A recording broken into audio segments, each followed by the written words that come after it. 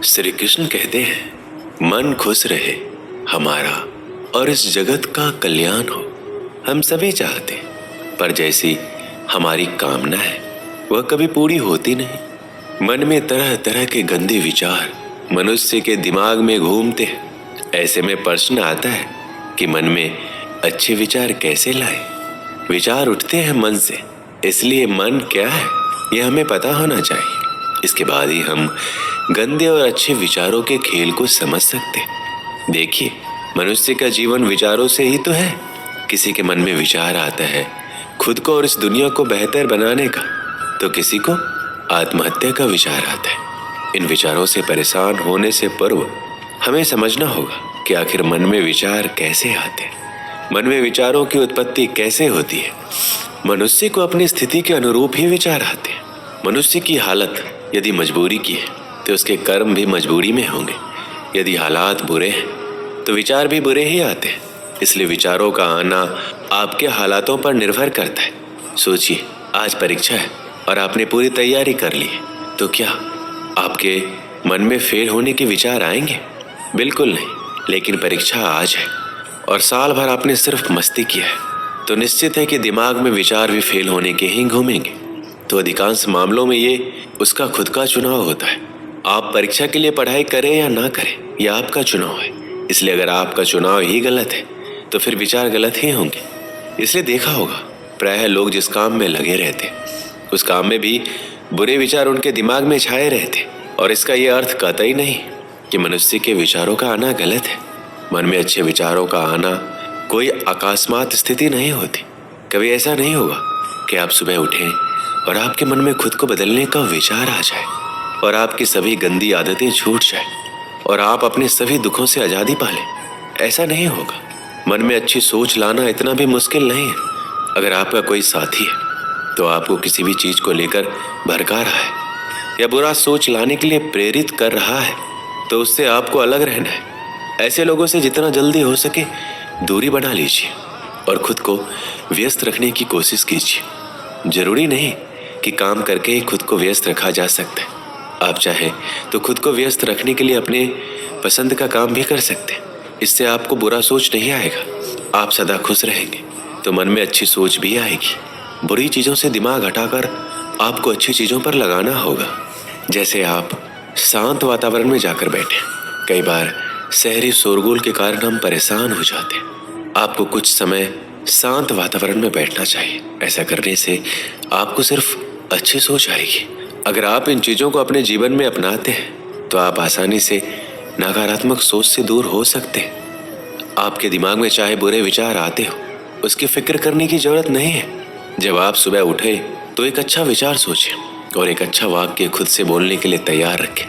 जैसे कि मैं आज बहुत खुश हूँ, आज मेरी मनोकामना पूर्ण होगी, या मैं अच्छे विचारों वाला व्यक्ति हूँ। आप कोई भी सुविचार सोच सकते हैं। तो ये अभ्यास आपके जीवन को बदलने के लिए कुछ दिनों बाद सक्रिय होने लगेगा। आपका मस्तिष्क ही आपका भविष्य निर्माण करता है।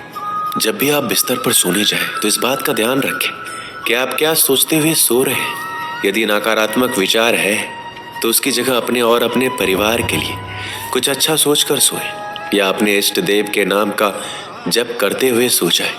आपका अंतिम विचार ही पूरी रात आपके दिमाग में चलता रहता है, जिसका आपको पता नहीं चलता है। ये विचार ही आपके जीवन को सबसे ज़्यादा प्रभावित करता है। इस विचार का सबसे अच्छा होना जरूरी है। अतः सोते समय अच्छे विचारों को दोहराते हुए सोना चाहिए। मन में किसी प्रकार का भय और शंका लेकर नहीं सोना चाहिए। इसलिए जब भी आप सोएं तो एक अच्छे विचार के साथ सोएं। दोस्तों, इसे मैं एक कहानी के माध्यम से समझाता हूँ। एक बार एक आदमी ने अपनी सारी जमा पूंजी से एक सुंदर घर बनवाया। गृह प्रवेश के एक दिन पहले उसके घर में आग लग गई और पूरा घर धो धो कर जलने लगा। सब लोग आग बुझाने में लगे थे, लेकिन वह आदमी बाजार गया और मिठाई का डब्बा ले आया। जैसे वह मिठाई सब लोगों में बांटने लगा तो लोगों ने सोचा शायद घर जलने के कारण इसको गहरा सदमा लगा है, इसलिए इसे समझ नहीं आ रहा है कि इस समय इसे कैसे रिएक्ट करना है। फिर किसी ने पूछ लिया, भाई तेरा घर जल गया है, तू लड्डू बांट रहा है? और वो उत्तर सुनकर प्रश्न पूछने वाला निःशब्द हो गया। उस आदमी ने उत्तर दिया कि आप लोग ये देख रहे हो कि गृह प्रवेश से पहले मेरा घर जल गया, लेकिन मैं ये सोच रहा हूँ अगर मैंने गृह प्रवेश कर लिया होता तब आग लगती तो मेरे घर के साथ साथ मेरे परिवार वालों को भी नुकसान हो सकता था। इसलिए मैं ईश्वर का धन्यवाद कर रहा हूँ कि आपने मेरे परिवार को बचा लिया। अगर जीवित रहे तो घर तो और भी बन जाएंगे। इसलिए सकारात्मक सोच के साथ नजरिया भी सकारात्मक रखना जरूरी है। अच्छी आदतों से अच्छा होता है और बुरी आदतों से बुरा। यदि आप में किसी भी प्रकार का नशा करने, गाली बकने, क्रोध करने, ईर्ष्या करने, अनावश्यक भोजन करने और किसी का अपमान करने या अन्य किसी भी प्रकार की गंदी आदतें हैं, तो फिर आपका वर्तमान और भविष्य भी वैसा ही होगा। बुरी आदतें डालनी नहीं पड़ती, वो संगत से स्वतः ही निर्मित हो जाती है। आप अपनी बुरी आदतों को छोड़ने की चिंता करने की बजाय अच्छी आदतें डालना शुरू करें। जैसे सुबह जल्दी उठना, किसी असहाय की सहायता करना, माता पिता के प्रतिदिन पैर छूना, अच्छे प्रवचन सुनना, लोगों से विनम्रता से बात करना। खुद की और अपने मित्रों की गलतियां स्वीकार कीजिए। खुद का मतलब ये है, यदि आपसे घर, कॉलेज, ऑफिस या अन्य कहीं पर गलती हुई है तो इसे स्वीकार करने में कोई हर्ज नहीं है। गलतियों पर पर्दा डालने का प्रयास करेंगे तो आप लोगों की नज़र में गिरते जाएंगे। काम करने वाले इंसान से गलतियां होती है, ये कोई बड़ा अपराध नहीं है, लेकिन इसे स्वीकार नहीं करना अपराध होता है। यदि आपके किसी मित्र, सहयोगी, परिवार के सदस्य या रिश्तेदार से कोई गलती होती है तो उसे भी स्वीकार करके उसको माफ करना जरूरी है। देखिए, जब इंसान के कदम उसे किसी नई मंजिल की तरफ ले जाते हैं तो अक्सर उसे पीछे मुड़ के देखने का मन करता है, क्योंकि उससे उसकी खट्टी मीठी यादें जुड़ी रहती है, कुछ सुविधाएं भी उसे वहां मिलती है। इसी तरह जब आप नया जीवन जिएंगे तो बीच में कुछ परेशानियां आ सकती है और इन बातों से मन घबराकर वापस उस पुराने सड़े गले जीवन को जीने के लिए बाध्य करेगा। ऐसी स्थिति में हिम्मत दिखाइए, श्री कृष्ण को याद कीजिए और जो बेहतर जीवन जीने का चुनाव किया है उस पर आगे बढ़ते रहिए। पुराने समय में एक सेठ नदी किनारे वाले गांव में रहता था। कभी कभी नाव में सामान भरकर दूसरे गांव में व्यापार करने जाता था। उसके आसपास बहुत धन संपत्ति थी। वह नाव से सफर करता था, लेकिन तैरना नहीं जानता था। एक दिन वह दूसरे गांव से सामान बेचकर अपने घर लौट रहा था। नदी के बीच में उसकी नाव में छेद हो गया। नाव में पानी भरने लगा। सेठ डरने लगा कि अब वो डूब जाएगा। तभी उसे थोड़ी दूर एक मछुआरे की नाव दिखाई दी।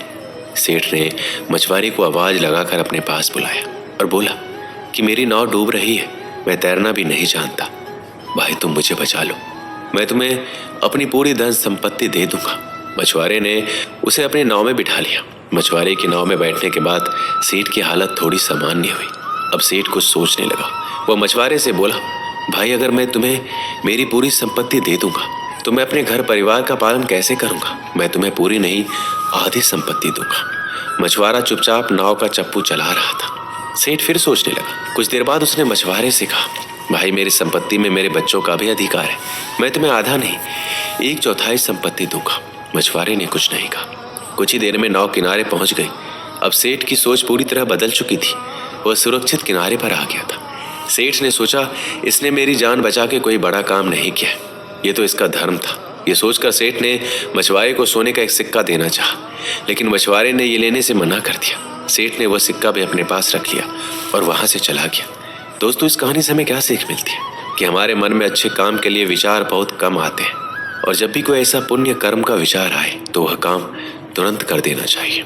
समय के आगे बढ़ने के साथ साथ हमारे विचार भी बदल जाते हैं। दोस्तों, इस वीडियो में बस इतना ही। मिलते हैं अगले वीडियो में। अपना ख्याल रखिएगा। जय श्री कृष्ण।